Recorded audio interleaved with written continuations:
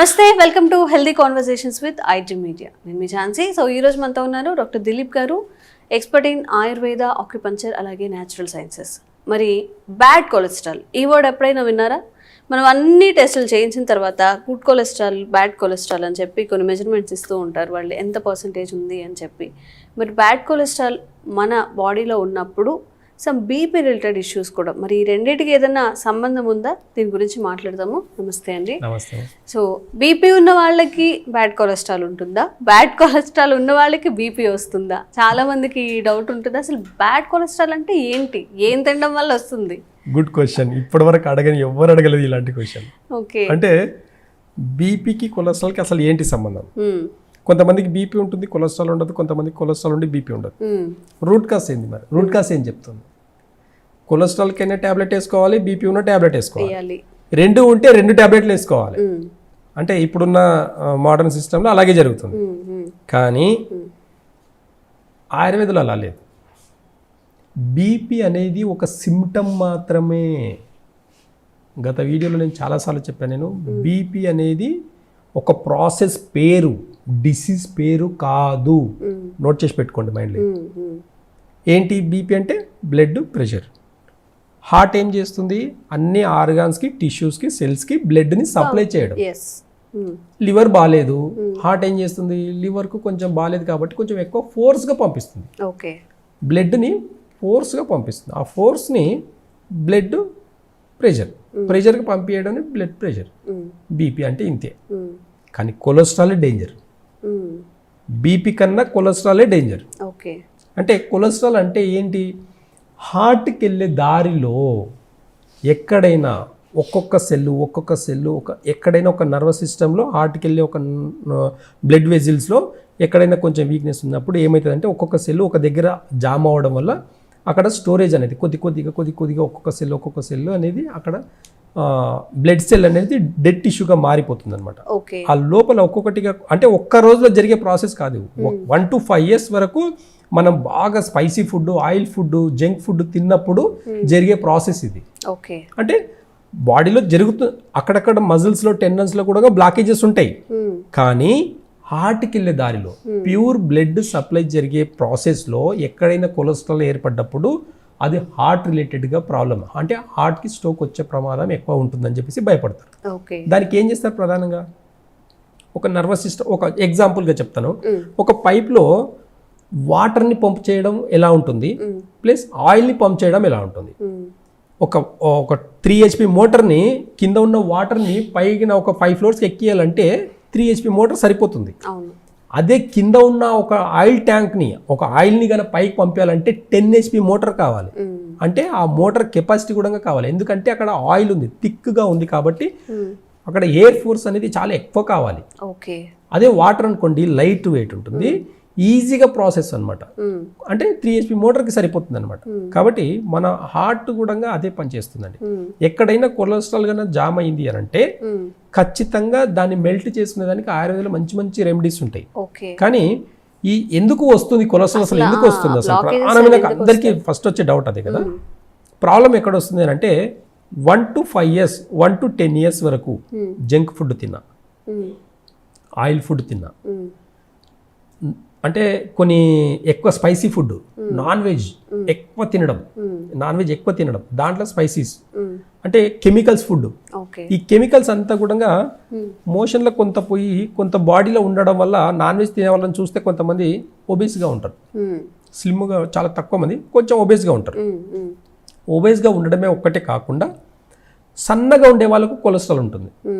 నాకేంటంటే అసలు చాలా ఫిట్గా ఉంటాను, నేను చాలా బాగుంటాను, కానీ కొలెస్ట్రాల్ ఉన్నాయని అంటారు కొంతమంది. రీజన్ ఏంటంటే బాడీ నర్వస్ సిస్టమ్ వేరు, ఇంటర్నల్ నర్వస్ సిస్టమ్, రేడియల్ ఆర్టరీలో ఉండే నర్వస్ సిస్టమ్ వేరు. ఈ రేడియల్ ఆర్టరీలో ఎప్పుడైతే కొలెస్ట్రాల్ కన్నా ఒకవేళ ఫామ్ అయింది అంటే అది హార్ట్కి రిలేటెడ్గా ప్రాబ్లం. ఎక్కడైతే మామూలుగా మజిల్స్, టెండన్స్లో బ్లాకేజెస్ వచ్చిందని అంటే అవి కొన్ని జాయింట్స్లో ప్రాబ్లమ్స్, బ్యాక్ పెయిన్స్ రావడము, ఈ నీ పెయిన్స్ రావడము, నెక్ పెయిన్ రావడం, బాడీలో ఎనీ పెయిన్, అది మజిల్ రిలేటెడ్గా వచ్చే పెయిన్లో కూడా బ్లాకేజెస్ ఉంటాయి. అక్కడ కూడా కొలెస్ట్రాల్ ఫ్యాట్ ఫామ్ అయ్యి బ్లడ్ సర్క్యులేషన్ ప్రాపర్గా జరగకుండా చేస్తుంది. కాబట్టి ప్రధానంగా దీనికి ఫుడ్ ఒక డైట్ ఖచ్చితంగా అవాయిడ్ చేయాల్సింది ఏంటి అంటే ఆయిల్ ఫుడ్. ప్లస్ రెండవది నాన్ వెజ్, ఇప్పుడు హెవీ మీట్. ఆయిల్ అన్నప్పుడు మనకి గానుగ నూనెలు వాడినా కానీ ఈ ప్రాబ్లం వస్తుందా, లేకపోతే ఈ రీఫైండ్ ఆయిల్స్ వల్ల వస్తుందా? అయితే రీఫైండ్ ఆయిల్ అనేది కెమికల్ ప్రాసెస్. ఈ గానుగది ఏదైతే తీసుకుంటామో అది ప్యూర్ ఆయిల్ అయినప్పటికీ కూడా మనం ఆయిల్లో ప్రాబ్లం రావు. అప్పుడు దాంట్లో వేసే మసాలాల్లో ప్రాబ్లమ్స్ వస్తాయి. కొంతమంది అందుకే ఇప్పుడు చాలా కాస్ట్లీ అయినా సరే ఆలివ్ ఆయిల్ అంటే అలాంటివన్నీ వాడుతుంటారు. ఆ ఆయిల్లో ప్రాబ్లం రాదు. అప్పుడు మీరు రీఫైండ్ ఆయిల్ వాడినా ప్లస్ మీరు గానుగ నూనె వాడిన ప్రాబ్లమ్స్ అనేటివి మనం వేసే మసాలాల్లో ప్రాబ్లమ్స్ వస్తాయి. కొంతమంది మసాలా వేయనప్పుడు రీఫైండ్ ఆయిల్ వాడతారు, మసాలాలు ఏం వేసుకోరు. ఇప్పుడు ఎగ్జాంపుల్ ఒక బ్రాహ్మణ్స్ తీసుకుందాం, చాలా సాత్విక్ ఫుడ్ తీసుకుంటారు వాళ్ళు, కానీ రీఫైండ్ ఆయిల్ వాడతారు, అయినా కొలెస్ట్రాల్ పెరుగుతాయి. కొంతమంది హై ఎడ్యుకేటెడ్, కొంతమంది నాలెడ్జ్ ఉండే వాళ్ళు ఏం చేస్తారు, అరే రీఫైండ్ ఆయిల్ మంచిది కాదు, గానుగ నూనె వాడు, గానుగ నూనె వేసుకొని మసాలాలు వేసుకుంటారు. ఏదో ఒక తప్పు మాత్రం ఖచ్చితంగా చేయడం వల్ల వచ్చే ప్రాబ్లమ్స్ ఇవన్నీ. కాబట్టి రెండు కూడా చాలా కాన్షియస్గా మనము ఒక డైట్ని ప్లాన్ చేసుకుంటే ఎలాంటి ప్రాబ్లమ్స్ రావనేది నేచర్ చెప్తుంది. అంటే గానుగ నూనెతో పాటు మసాలాలు కూడా తగ్గించినప్పుడు ఆ బాడీ ఉండే ఫంక్షన్ కూడా, డైజెషన్ సిస్టమ్ కూడా చాలా ఫాస్ట్గా ఉంటుంది, ఈజీగా డైజెషన్. అండ్ ఇప్పుడు ఈ మసాలాల గురించి మాట్లాడుకున్నట్లయితే మామూలుగా అల్లం వెల్లుల్లి, దాల్చిన చెక్క, మిరియాలు ఇవన్నీ ఇండివిడ్యువల్గా ఏదైనా డిసీజ్ ఉన్నప్పుడు క్వాంటిటీ రూపంలో తీసుకోండి, బెనిఫిట్ అవుతుంది అంటాము. దాన్ని మసాలాలు ఫ్రై చేసి దాంట్లో ఉన్న మంచి గుణాలన్నీ పోయిన తర్వాత ఆ స్పైసెస్ని తింటున్నాం, దానివల్ల మళ్ళీ కొలెస్ట్రాల్ లేకపోతే ఈ బ్యాడ్ థింగ్స్ జరుగుతున్నాయి, అంతే కదండి. అంటే ఒక ఇంగ్రీడియంట్ వల్ల వచ్చే బెనిఫిట్స్ అన్ని పోతున్నాయి, మనకి టేస్ట్ మాత్రం మిగులుతుంది అల్టిమేట్ గా. ఓకే, అంటే ఈ టేస్ట్ కి ఇంపార్టెన్సే కదా అందరు తినేది. అవును, అందుకే కదా చాలా మంది 90% డిసీజ్ రావడానికి రూట్ కాస్ ఏంటంటే టేస్టే. కాబట్టి ఒకప్పుడు చూడండి చికెన్ తినేవాళ్ళు ఎలా అంటే ఓన్లీ పెద్దగా మసాలాలు ఉండేవి కావు, జస్ట్ ఒక ఎనర్జీకి మంచిగా కుక్ చేసుకొని తినేది. ఇప్పుడు చాలా మట్టుకు చూస్తే మీరు కలర్ ఫుడ్ వేస్తున్నారు, ఫుడ్ కలర్ వేస్తున్నారు, అది ఎంత పాయిజన్ తెలుసా అండి. అది అసలు డైజెషనే అవ్వదు. క్రీమ్స్ వేస్తారు కొన్ని, అసలు డైజెషన్ అవ్వవు. అజినోమోటో సాల్ట్, అదైతే ఇంకా పాయిజన్. అంటే టేస్ట్ సాల్ట్, అంతే టేస్ట్ కోసం వేసే సాల్ట్ లో మనం టేస్టే చూస్తున్నాం కదా, దానివల్ల వచ్చే ప్రమాదాన్ని మనం చూడట్లేదు. ఇప్పటికీ కొంతమందికి అవేర్నెస్ వచ్చేసి పింక్ సాల్ట్ వాడడం మొదలు పెట్టారు, కానీ లేకపోతే ఒకవేళ టేబుల్ సాల్ట్ కన్నా వైట్ సాల్ట్ కన్నా వాడే వాళ్ళు ఇంకా ఉంటే దయచేసి ఆపండి ఇప్పుడు. ఎందుకంటే దానివల్ల వచ్చే ప్రమాదాలని జస్ట్ ఒక 30 years ఫోకస్ చేసి చూడండి. 30 yearsలో ఏ డిసీజ్ వచ్చినాయి, ఎందుకు వచ్చినాయి అని దాంట్లో ప్రధానంగా తీసుకుంటే వైట్ సాల్టే. అయోడిన్ సాల్ట్ అని చెప్పేసి అయోడిన్ ప్రాబ్లమ్స్ వస్తాయని చెప్పేసి, మరి అంతకుముందు అయోడిన్ ప్రాబ్లమ్స్ లేవండి? నాకు అర్థం కాదు. 30-40 years బ్యాక్ అయోడిన్ ప్రాబ్లమ్స్ లేవా? అప్పుడు దొడ్డుపు మాత్రమే ఉండింది. మరి అప్పుడు ఎలాంటి ప్రాబ్లమ్స్ లేవు. ఎప్పుడైతే ఈ సన్నుప్పు వచ్చిందో అప్పటి నుంచి థైరాయిడ్స్ పెరిగినాయి. లెక్క చేసుకోండి మీరు. 30 years బ్యాక్ వెళ్ళండి, 30 years బ్యాక్ థైరాయిడ్స్కి ఎంతమంది ఉన్నాయి, ఈ 30 years తర్వాత ఎంతమందికి థైరాయిడ్స్ వచ్చాయని చూడండి. 30-40 years బ్యాక్ షుగర్ ఎంతమందికి ఉండింది, ఇప్పుడు షుగర్ లెవెల్ ఎంతమందికి ఉంది చూడండి ఒకసారి. అంటే మనం ఏం తింటున్నాం అనేది అవగాహన లేకుండా తింటున్నాం. చిన్న మార్పులే కదా, సాల్ట్ కదా, కల్లుపు బదులు సాల్ట్ రీప్లేస్ చేసాము, దాని వల్ల మనకి 10 రూపాయల ప్యాకెటే. 10 రూపాయల ప్యాకెట్ వల్ల కూడా మనము చాలా తక్కువ కోసం తీసుకొని వేసుకుంటున్నాం, కానీ దానివల్ల వచ్చే ప్రాబ్లమ్స్ని మనము ఐడెంటిఫై చేయలేకపోతున్నాం. కాబట్టి బ్యాడ్ కొలెస్ట్రాల్కి సాల్ట్, మసాలాలు, ఆయిల్ ఇవి అన్నీ చాలా ప్రధానంగా అని చెప్పేసి చెప్తుంది. అయితే వీటన్నిటి నుంచి కూడా తగ్గించుకునే దానికి చాలా మంచి మంచి ఆప్షన్స్ ఉన్నాయి. ఇప్పుడు ఎగ్జాంపుల్గా ఆయిలే తీసుకుందాం. ఆయిల్ వచ్చేసి ఇప్పుడు మనము ఏదో రీఫైండ్ ఆయిల్ వాడుకున్నాము, ఆ రీఫైండ్ ఆయిల్తో పాటు ఒక కుకింగ్, నాన్ వెజ్ కుకింగ్ చేస్తున్నాము, దాంట్లో వంటామదం కూడా ఒక 2 స్పూన్లు వేసేసి వంట చేసుకోండి. ఆ వంటామదం యొక్క బెనిఫిట్ అసలు ఇప్పటి వరకు చాలా మందికి తెలియదండి. అందరికీ ఆముదం అనేది తెలుసు, కానీ వంటాముదం వేరు ఆముదం వేరు అనేది అసలు చాలా మందికి తెలియదు. వంటాముదం అంటే మోషన్స్ అవుతాయి అంటారు కదా. మోషన్స్ ఇప్పుడు మనము అదే కదండి కాన్షియస్ గా ఏం చేస్తున్నాం మనం, అసలు తినడం ఒక్కటే నేర్చుకున్నాం. ఫ్రీగా మోషన్ పోయేదాని గురించి ఎవరైనా ఆలోచన చేస్తున్నారా? చేయట్లేదు. మెయిన్ డిసీజ్ రావడానికి రూట్ కాస్ అదే అండి. ఎప్పుడైతే మనం తింటున్నామో, ఇప్పుడు ఎగ్జాంపుల్ ఒక 5 liters వాటర్ తాగేసి మూత్రం పోకుండా ఉంటే ఏమవుతుందండి? బ్లాడర్స్ దెబ్బతింటాయి. హెవీగా డైట్ తిన్నాము, ఫ్రీగా మోషన్కి వెళ్ళకపోతే ఏమవుతుంది? ఇంటెస్టిన్ మొత్తం బాడీ హీట్ ఎక్కిపోతుంది.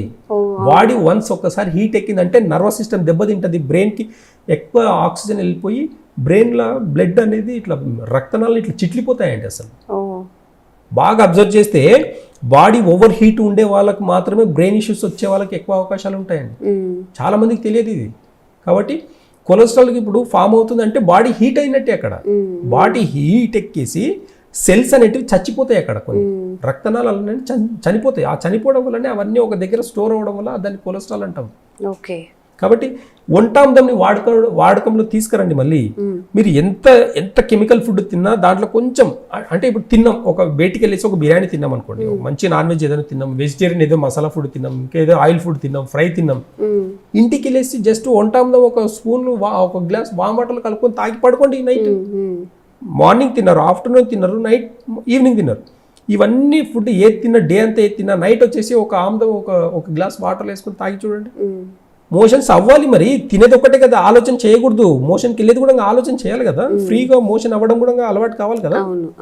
అది అవ్వకపోవడం వల్లనే బాడీలో చాలా మట్టుకు ఫ్యాట్ డిపాజిట్స్ అయిపోయి ప్రాబ్లమ్స్ ఎక్కువ అవుతున్నాయి. కాబట్టి ప్రధానంగా ఈ కారణాలకు అంటే ఈ కొలెస్ట్రాల్కి బీపీ ఉన్నా లేకపోతే కొలెస్ట్రాల్ ఉన్నా రెండు ఒకేలాగా ట్రీట్ చేస్తుంది. ఈ రెండింటికి మెయిన్ ప్రధానంగా ఇంటర్నల్ ఆర్గన్స్ కూడా లివర్ దెబ్బతీయడం జరుగుతుంది. కాబట్టి లివర్ కి కొన్ని ఆయుర్వేదాల మంచి మెడిసిన్స్ ఉన్నాయి.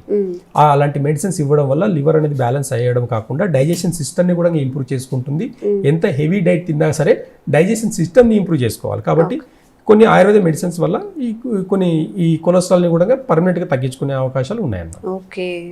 సో మీ ఆహారపు అలవాట్లు మార్చుకొని కాస్త మసాలాలు తగ్గించేసి, నూనెలు తగ్గించేసి కొంచెం సాత్వికంగా తినడానికి ట్రై చేయండి. ఎందుకంటే ఇప్పుడు బాగానే ఉంటుంది. సార్ చెప్పినట్టు 1 ఇయర్లోనూ 1 మంత్లోనూ వచ్చేది కాదు. మీరు లాంగ్ టర్మ్ మీ పిల్లలకి ఏం పెడుతున్నారు, మీరేం తింటున్నారు, ఒక 5-10 ఏళ్ల తర్వాత మీ హెల్త్ ఎంత ఎఫెక్ట్ అవుతుందో ఒకసారి ఆలోచించుకొని ప్రతిరోజు ఆ ఆయిల్ వేసేప్పుడు, ఆ మసాలాలు వేసేటప్పుడు కాషియస్గా ఉండండి. థ్యాంక్ యూ సో మచ్ అండి.